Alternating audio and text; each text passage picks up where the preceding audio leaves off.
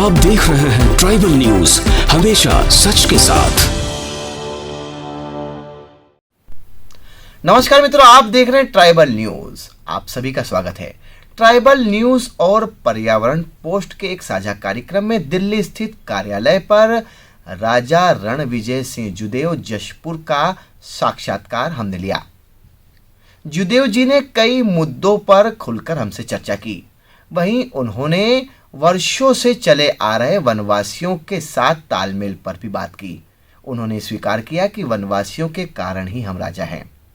वहीं उन्होंने केंद्र की मोदी सरकार की योजनाओं की प्रशंसा करते हुए कहा कि केंद्र की सभी योजनाएं यहां पर लागू हो रही है। वनवासियों के लिए उनके क्षेत्र में इंग्लिश मीडियम स्कूल का निर्माण भी हो चुका है। वहीं विभिन्न सामाजिक संगठन अब वनवासी क्षेत्रों में जाकर उनके जीवन को बढ़ाने उठाने के प्रयास भी कर रहे हैं। वहीं नक्सलवाद पर उन्होंने कहा कि उनके क्षेत्र में नक्सलवाद न के बराबर है। आइए देखते हैं राजा रणविजय सिंह जुदेव जशपुर के साथ जो हमारा साक्षात्कार हुआ उसका प्रथम भाग। नमस्कार, मैं हूं अविनाश और आप देख रहे हैं पर्यावरण पोस्ट। पर्यावरण पोस्ट और ट्राइबल न्यूज़ की टीम आज पहुंची है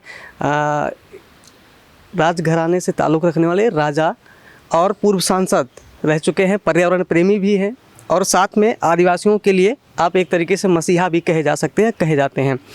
आप हैं राजा रणविजय सिंह जी, आपका बहुत बहुत स्वागत है हमारे साथ जुड़ने के लिए। बहुत बहुत धन्यवाद। मैं पर्यावरण पोस्ट और ट्राइबल न्यूज़ को धन्यवाद देना चाहूँगा कि आज उनसे मुलाकात हो रही है। बिल्कुल बिल्कुल, जिससे कि आप जशपुर से बिलोंग करते हैं, आपका पूरा राजघराना वहीं पे है और वहाँ पे एक तरीके से ट्राइबल एरिया है, वो वहाँ पे आदिवासी बड़ी मात्रा में है।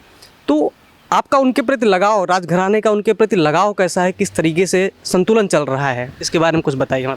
देखिए, जशपुर जो है वो छत्तीसगढ़ में है और एक वनवासी क्षेत्र में है और झारखंड की सीमा हमसे लगती है। और वनवासियों के साथ हम लोग का रहना कई हजारों वर्षों से है, जब से हमारे पूर्वज जशपुर क्षेत्र में रह रहे हैं। और न वनवासी हम लोग से कोई अंतर समझता है, ना हम लोग वनवासियों से कोई अंतर समझते हैं। एक साथ मिलजुल के रहते हैं हम लोग। कभी ऐसा लगता है कि आप एक राजघराने से हैं, एक राजा हैं और एक वनवासी हैं, तो इन आपस में संतुलन बना रहता है? देखिए, संतुलन बहुत ही अच्छा है हम लोगों का। और आज हम लोग के पुरखों को अगर किसी ने राजा बनाया तो वहाँ के वनवासी लोगों ने राजा बनाया, और इसलिए हम लोग उनके ऋणी भी हैं, आभारी भी हैं, और इसलिए हम लोग उनके बीच रहते हैं। आप उन्हें अच्छी तरह से समझते भी होंगे और वनवासियों के रहन सहन, खान पान को। तो मेरा सवाल ये था कि उनको आजकल मुख्य धारा से जोड़ने के लिए कुछ प्रयास जरूर किए जा रहे होंगे, तो आपको कुछ नज़र आते हैं जो सरकारों द्वारा प्रयास किए जा रहे हैं उनको मुख्य धारा से जोड़ने के लिए? केंद्र सरकार और प्रदेश सरकार की जो स्कीमें हैं कई दशकों से चलते आ रही हैं, वर्षों से नहीं कहूँगा मैं, दशकों से चलते आ रही है। और वनवासी लोग उसका लाभ ले भी रहे हैं। बल्कि मैं तो वनवासियों, पूरे देश के वनवासियों से निवेदन करूँगा कि मोदी जी के प्रधानमंत्री बनने के बाद और जिस प्रदेश में वो रहते हैं, जहाँ उनकी सरकारें हैं, वो सरकार भी तरह तरह की योजनाएं निकाल रहे हैं। उन योजनाओं को जानकर और उसका पूरा लाभ वनवासी और वनवासियों को लेना चाहिए। मिल रहा है? बिल्कुल मिल रहा है। और कहीं त्रुटि अगर होती है और हम लोग के अगर नज़र में आती है तो उस त्रुटि को भी हम लोग ठीक करने का प्रयास करते हैं। अच्छा सर, एक क्वेश्चन ऐसा था कि आजकल स्वास्थ्य संबंधी कारणों की वजह से, चूँकि आदिवासी लोग अधिकतर ऐसे होते हैं, कुछ जो अभी मुख्य धारा से नहीं जुड़ पाए हैं, उनका ये रहता है कि वो सरकारी सुविधाओं का त्याग करते हैं, दवाई का इलाज नहीं करवाते अपना हॉस्पिटल में जाके। तो इस वजह से और स्वास्थ्य सुविधाएं अच्छी ना होने की वजह से उन दूर दराज के इलाकों में कई जनजाति के समुदाय के लोग ऐसे हैं जो आजकल विलुप्त होने के कगार पे पहुंच गए हैं। तो उनके संरक्षित करने के लिए इसके बारे में कुछ आप बता सकते? देखिए, बिल्कुल मैं ये मानता हूँ कि समस्याएँ हैं, खास करके जो दूर दराज के इलाके हैं, समस्याएँ हैं। कई बार लाइट की समस्याएँ होती हैं, बैंक्स की समस्याएँ हैं, मेडिकल, आपने जो कहा, मेडिकल की वाकई में समस्याएं रहती हैं। पर लोग परिश्रमी हैं। जहाँ भी सरकार के जो सेंटर हैं, मेडिकल सेंटर हैं या एजुकेशन सेंटर हैं, वो वहाँ जाकर जो भी स्वास्थ्य लाभ और जो भी है उसका लाभ उठाते हैं। और मोदी जी ने अभी 5 लाख हर एक व्यक्ति को स्वास्थ्य के लिए दिया ही है। अलग अलग प्रदेश सरकार की अलग अलग स्कीमें हैं, तो लोग को कई चीज़ों के बारे में जानकारी रहती है और वो लोग उसका लाभ उठा भी रहे हैं। चूँकि आप जशपुर से हैं, तो जशपुर में जो आदिवासी हैं उनकी शिक्षा के लिए क्या प्रयास किए जा रहे हैं? जो आदिवासी लोग हैं उन तक शिक्षा पहुंचाने के लिए, क्योंकि मुख्य धारा से जोड़ने के लिए शिक्षा एक ऐसा जरिया है जिसके जरिए आप आसानी से उन्हें मुख्य धारा से जोड़ सकते हैं। देखिए, सरकारी स्कूलें बहुत हैं। अभी छत्तीसगढ़ सरकार ने एक और प्रयास किया है कि सब जगह इंग्लिश मीडियम स्कूलें स्वयं बनाएंगे वो लोग। प्राइवेट स्कूलों के भी बहुत लाइसेंस मिलते हैं। मैं धन्यवाद देना चाहूँगा आप लोगों के माध्यम से। एक हिंदुस्तान में वनवासी कल्याण आश्रम एक ऐसी संस्था है, आप लोगों को मुझसे मेरे ख्याल से उनसे भी संपर्क अभी करना चाहिए।